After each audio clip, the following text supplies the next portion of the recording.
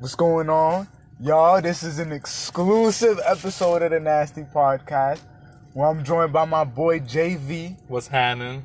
And I'm going to be interviewing him, and we just going to have some nice conversation for him. Go ahead and introduce yourself. Hey, how you guys doing? I'm JAYVEE, raised in Dorchester, born out in West, around Arizona,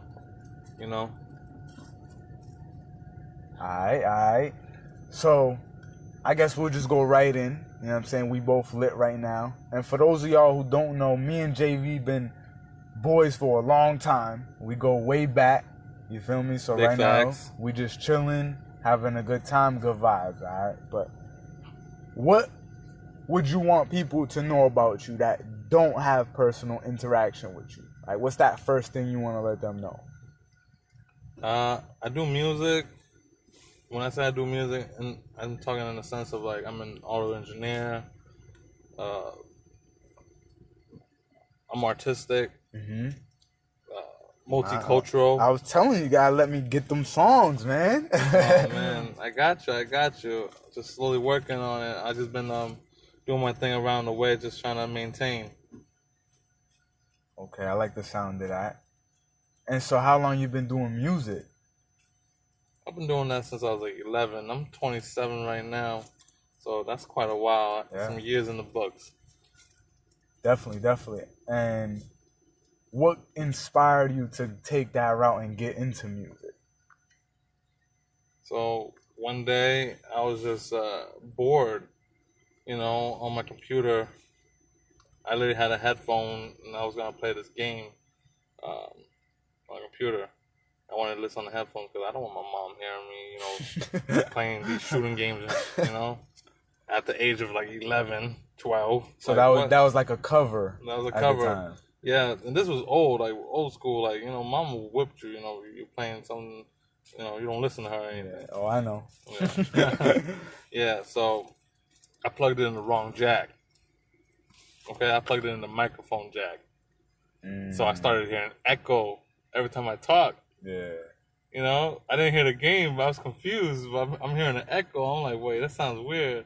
Oh, I can hear myself. I'm like, wait, is this a microphone or something like that? Because I saw my mom sounding like that on her microphone when she sang karaoke. Right.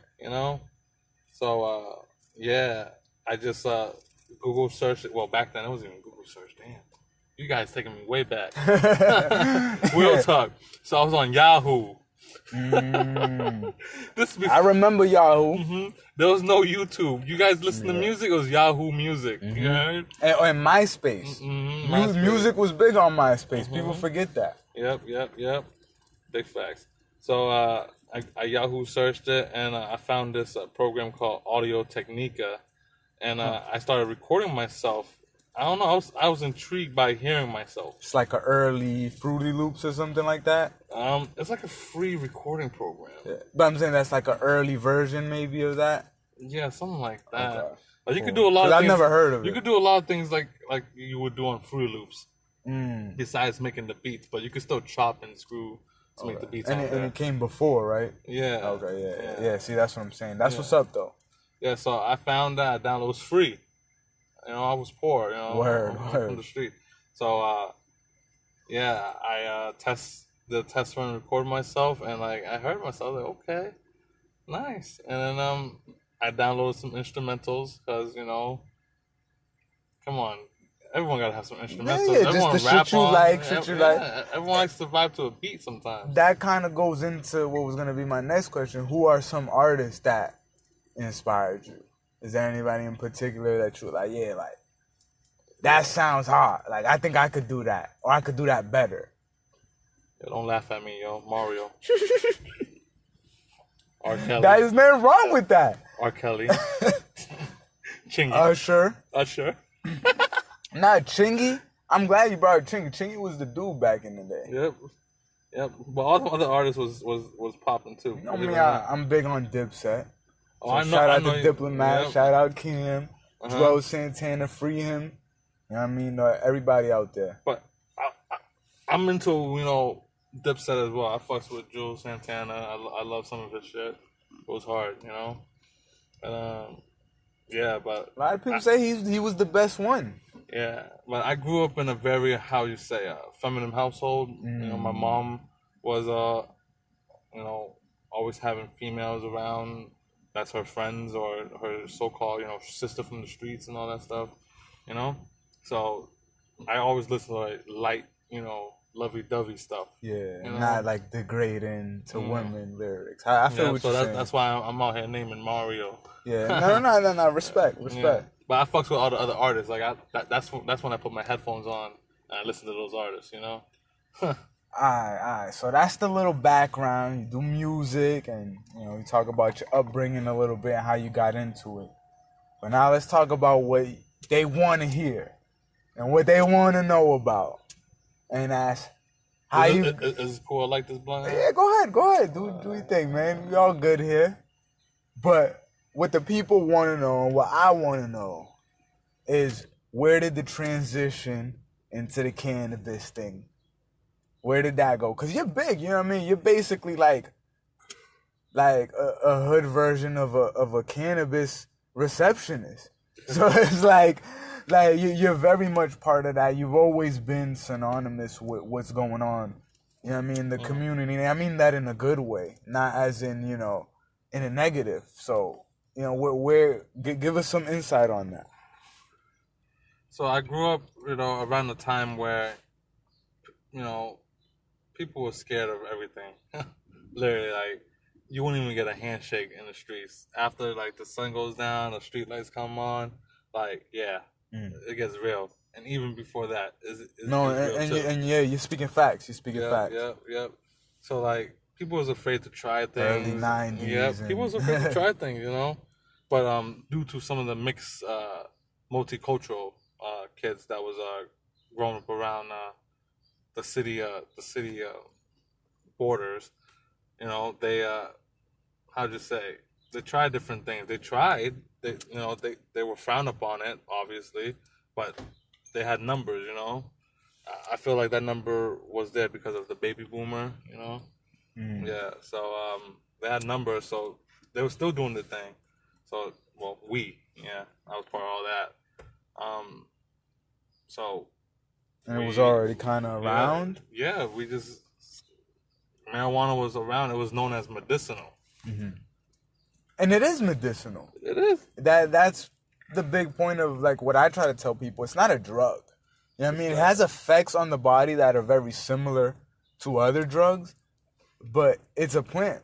You know what I mean? If someone went and smoked a leaf, you wouldn't say that dude's on drugs. I mean, you still probably look at them like they're crazy. You know what I mean? But you get what I'm saying? Like, it's all from the earth, so why are we making such a big deal out about it? Big facts. I don't know why people make big deal out of it. I really don't. But hold on one second. You want to try some of this silver haze? Thanks, man. This is exactly what we're talking about. So. Yeah. Why do you think that a lot of people are trying to get into the cannabis industry now? Because there's a safe zone for them. It feels safe. People do things because they feel safe and comfortable. That's when people really rise up and really take initiative.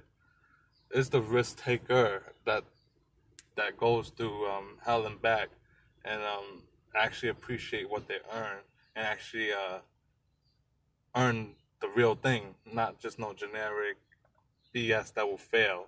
You know. And on that note, I'm sure you've seen a lot of people with the fake bags that are all colorful. That's supposed to be like, you know, top shelf weed.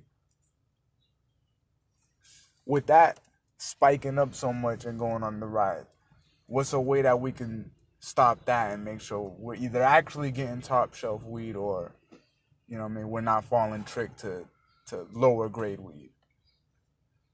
To make sure you guys really get the best of the best, like, you just gotta know who you're working with. You gotta really have, how you say, a life with them as well, some type of connection, credibility. They're not just trying to make a buck out of you. I'm out here. I'm not trying to make a buck. I'll throw a tray 5 out to random people here and there for free. I don't really care. You know, this is love. You know, a gift You know, that's what I do. I gift. You know, because it's all love out here in Massachusetts. That's right. That's right. Yes. So know who you're dealing with. Why, man? I think we can wrap this up. We're already going on a little bit of a good one. I think the people learned a lot about you, and they're looking forward to hearing more. So, any last closing thoughts before we get out of here? Yo, shout out to all my family out there in Dorchester. You already know. Shout out to Nasty. You heard? Blazy Susan.